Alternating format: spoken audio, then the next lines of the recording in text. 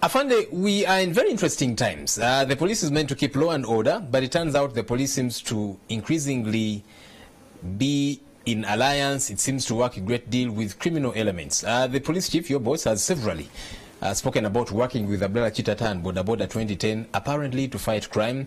But you see, every time there were allegations, accusations about these guys, he would come out to defend them, and now it comes too light. It's a different story altogether. Their offices were raided, there were guns, there were substances that looked like weed and all manner of things.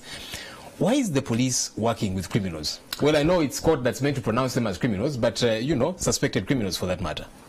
First of all, when you watch the most recent interview at Parliament, what he said, the Inspector General of Police alludes to the fact that yes, Abdallah Chitata is somebody who was organizing Boda industry. Boda industry is a problematic industry that needs to be organized. However, and he said this, if anybody is aware that somebody is committing crimes here and there, they will not be shielded. These claims would be investigated, and truth would be found. So really, and you saw, and I bring this to what you saw today, for example. After some of the members of this group are arrested, you saw another rival group coming to want to ban, and some of his equipment was banned, some motorbikes were banned, some arrests have been made. You saw the bite. What does that say? That probably the people in this industry need to be organized in a manner that they think beyond today and tomorrow. They look at Uganda as players where we all win. Afande, here's the thing. You see, when this begins to be unearthed, for me it speaks of two things. That one, either the police is too incompetent that even somebody and people it's working with who are involved in criminality, it cannot detect they're involved in criminality, so the police is too incompetent. Or the second thing is that either the police or your boss, Kale Kaihura, knew about this criminality and he buttressed it and perhaps even allowed it because maybe it worked for him. So which of those two? Of course not. You know, Kale, if anybody has really done everything they can in the interest of serving Ugandans at large, I think he's one of them. The chickens are coming home to roost, Afande, and they are telling a different story altogether now. Well, when you are a leader, you like a mango tree, that figment. So everybody passes and throws a stone, and you attract that. Many times if we sit back and think, we will see what's being done, but also, look here, this is not institutional, this is not personal. These problems can come, and the criminality, in criminal justice, individual responsibility is critical.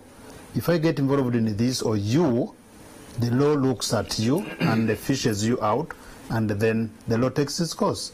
So, in my view, we must leave the law to take its course so that we see what is seen in all this process and where the law takes us, of course, given the processes that we go through. But for us to think that the police is weak, we could have our weaknesses here and there, but the police is up to the job, and we struggle every other day. It's interesting you do say the police is up to the job, but is it? Because now we are seeing the army coming in to do your work, which is keeping law and order. So we are asking questions. Does the police still have a grip of this? Or is it because they thought, no, the police is actually in cahoots with these guys, so the army then comes to take charge? No, I don't see it that way. The Constitution allows us to work together towards, of course, the common cause of peace and security, and for us to ensure stability. For us to ensure stability, the fundamentals are there must be peace, there must be justice, and we work together to ensure that this happens. I do not see any forces driving different directions. You saw the press statement from the military. We did address the media together.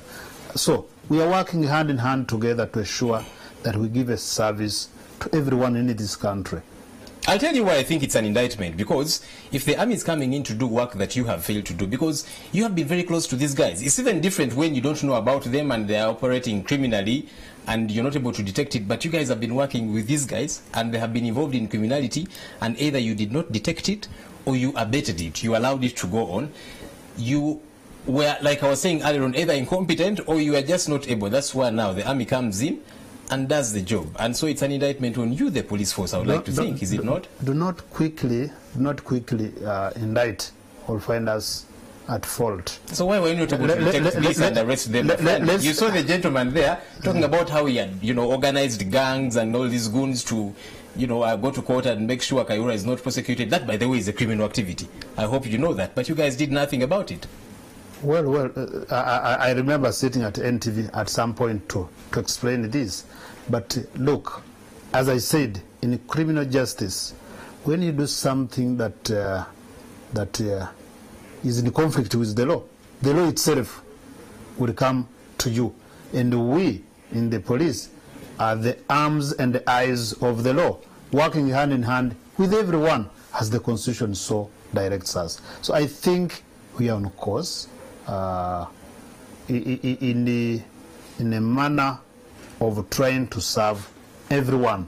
Where there are gray areas, I think the police has been on spot saying, yeah, we take note of the gray areas to make sure that we clear here and there for a better service. Let's wrap it up in a minute. I'll tell you where my concern as a Ugandan is. The police has a huge budget, which budget I would expect they should use to keep law and order to protect me, my life and property. And by me, really, I mean Ugandans.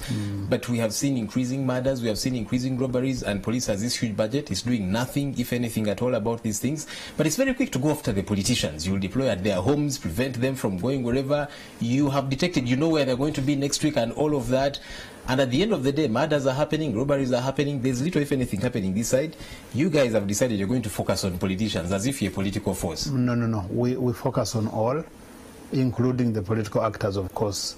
Look at the laws. The laws also provide for that, but also for other crime and offenses and everywhere. The budget, I wish I could come and we cut it down. You see how much goes where and how much is being done in view of the budget. And for every murder in this country, investigations have been done.